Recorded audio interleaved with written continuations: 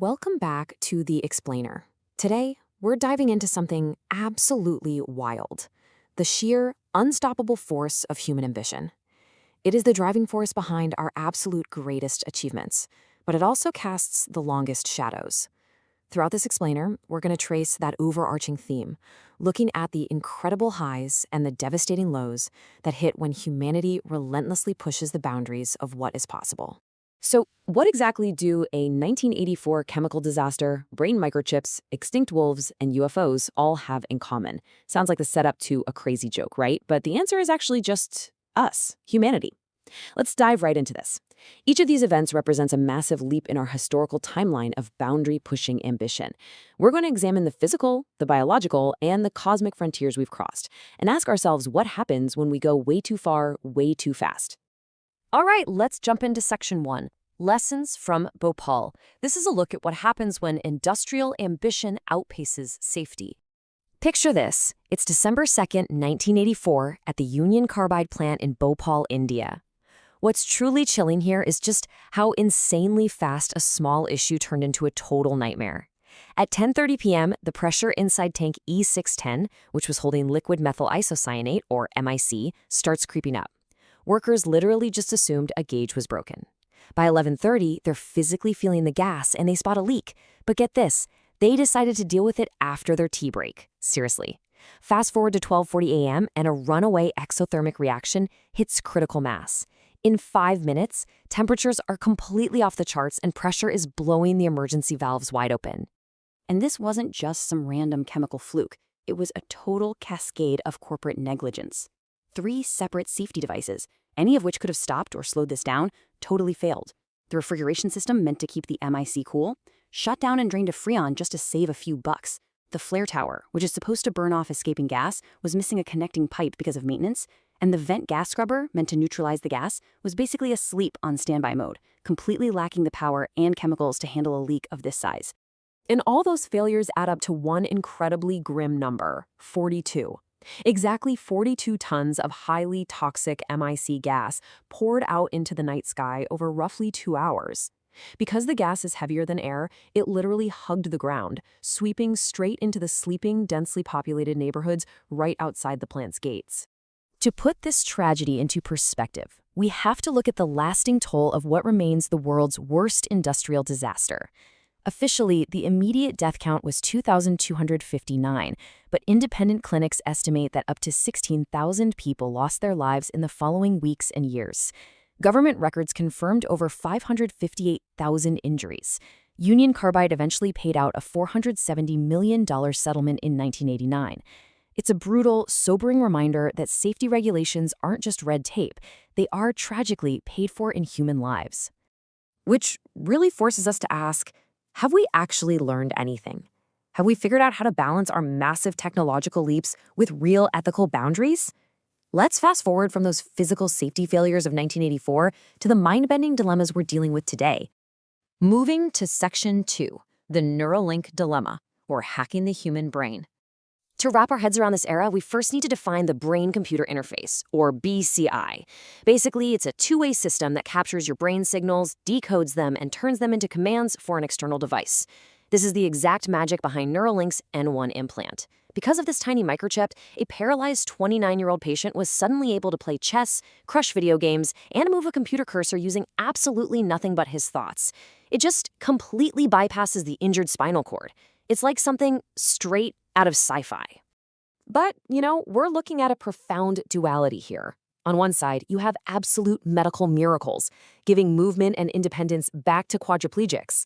Neuralink even snagged FDA breakthrough status for blind sight, a device aiming to restore vision by literally plugging directly into the visual cortex. But on the flip side, the ethical risks are staggering. Since the tech works both ways, it instantly sparks fears about neuro rights. Imagine losing the privacy of your own neural data, or worse, the risk of mental hacking. Plus, Neuralink took a lot of heat from the scientific community early on for skipping standard transparency protocols, like initially failing to register their human trials on public databases. So that tension between doing the impossible and staying ethical really sets the stage for our next leap. What happens when our ambition gets so big that we start rewriting the fundamental rules of biology and physics?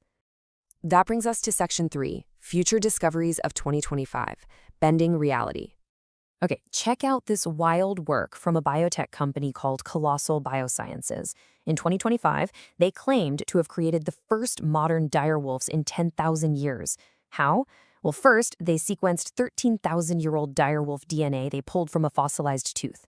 Next, they found the genetic differences and basically copy-pasted those ancient traits into the DNA of a modern gray wolf. Finally, they implanted those edited genes into domestic dog surrogates. Now, sure, purists will point out these are technically just highly customized gray wolves, not pure prehistoric beasts. But come on, it brilliantly proves we now have the very real capacity for de-extinction. And human ambition didn't just stop at playing Dr. Frankenstein with biology, it bled over into human perception itself. Think about this. Can we see colors that don't actually exist in nature? Believe it or not, the answer is yes. That yes comes in the form of a totally brand new color called Olo. American researchers built this crazy contraption called Oz, packed with mirrors and lasers to fire pulses straight into people's eyes. Here's the science.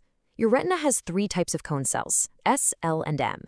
By using lasers to pinpoint and stimulate only the M cones, researchers managed to send a color signal to the brain that literally never happens in natural vision. The result? A wildly saturated, impossible blue-green that you just can't see with the naked eye. While the test group was small, this is a massive deal because it could completely revolutionize treatments for the 3 million people dealing with color blindness. So, we're bringing extinct creatures back to life. We're literally inventing new colors. But no matter how much we master our own planet and our own bodies, are we really ready for the ultimate unknown? Let's head into our final frontier, Section 4, Unsealing the UFO Files, looking at the massive 2026 disclosures. All of this unprecedented transparency happened through a system called Pursue. Established by the Trump administration in 2026, this was a massive cross-government effort. Coordinated by the Department of War, the Office of the Director of National Intelligence, and NASA, Pursue was specifically built to cut through decades of security clearance red tape. The goal? To drop unredacted intelligence files straight into the public's lap in weekly installments. And man, the stuff in those files, some of it goes all the way back to the Apollo missions. Just look at this striking quote from an Apollo 17 astronaut describing 3 mysterious dots hovering over the moon. They're very jagged, angular fragments that are tumbling. For decades, it was just crickets from officials regarding these lunar anomalies. And suddenly, boom, we have direct photographic evidence and unredacted transcripts. The sheer variety of the evidence that got unsealed is just staggering. We aren't just talking about those old Apollo photos. The archive gave us a September 2023 FBI-analyzed photo of this bizarre bronze metallic ellipsoid just hovering over a field. It gave us a December 2025 infrared video of an object zooming over the western U.S. And then there's the 2024 military footage of a football-shaped UAP being actively tracked near Japan. It's wild. But, we've got to stay grounded and look at the whole picture when it comes to the UAP debate. On one hand, people are thrilled about this transparency push. It's a historic, bipartisan demand for the unredacted truth after decades of secrets.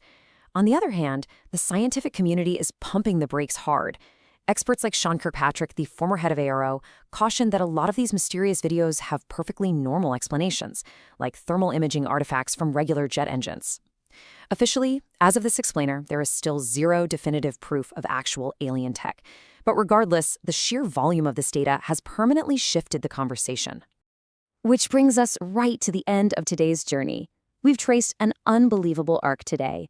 From the devastating, heartbreaking tragedies of industrial ambition in Bhopal to the mind-bending reality of neurochips and engineered biology, all the way out to unsealing the mysteries of the cosmos. Our drive to explore, to push boundaries, to conquer, it's undeniably powerful. But I want to leave you with this one final thought.